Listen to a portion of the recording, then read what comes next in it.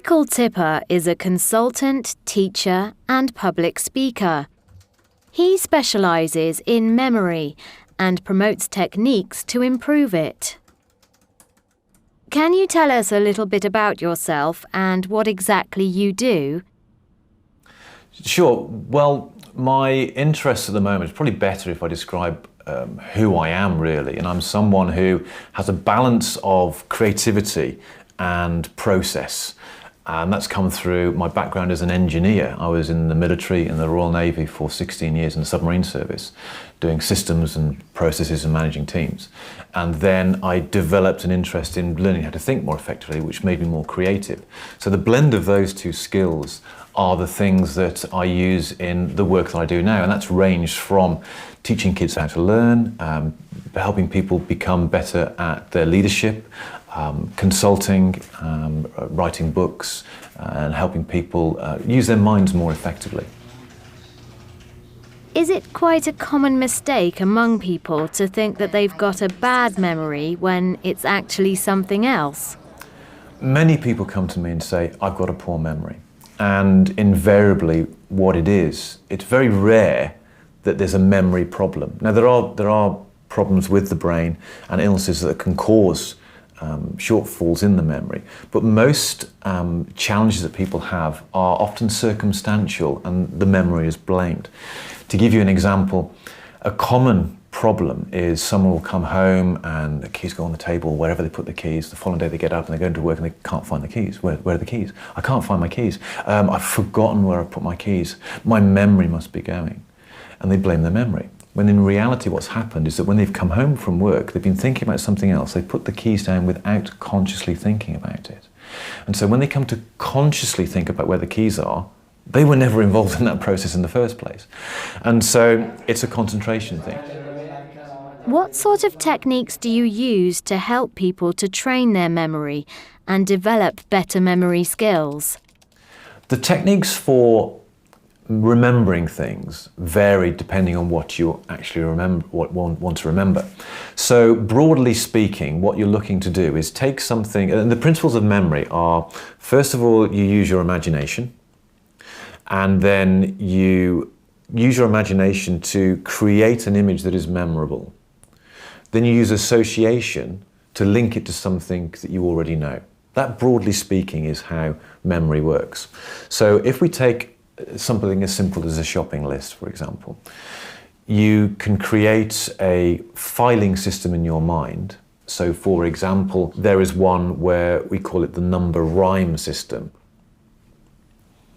So 1, 2, 3, 4 to 10, we take a word that rhymes with one sun, 2 shoe, 3 tree. So that your filing system for the third item would be an image of a tree.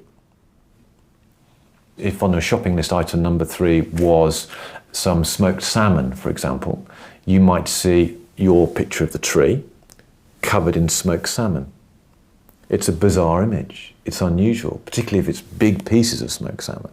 So those are the principles that you apply, the imagination and the association, and you make it outstanding. So you make this really weird image that's likely to be easy to recall. So having created that image, when you're in the shops and you go through, okay, I've got item number 1, which was linked to your image of the sun, item number 2, which was linked to your image of the shoe. Oh, what's item number 3? Okay, oh, it's a tree, smoked salmon, get my smoked salmon. So that in principle is how most of the techniques work. And there are a variety of ways to create that filing system.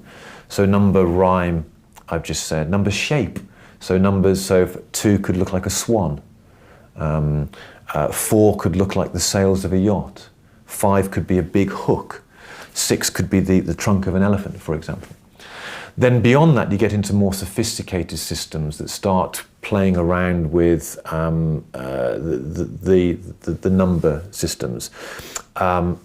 You then start looking at things called, some of these techniques are very old. There's the Greek loci system or the Roman room system. They're the same system. So the room that we're in, for example, now could be a filing system. So we have the sofa, we have the chair, we have the fireplace, we have the window, we have the door. Those are fixed items. So I could link something unusual to the chair, something unusual to the door, So when I'm coming to recall, I would go, what was on the door? Oh yeah, it was that weird image that I created.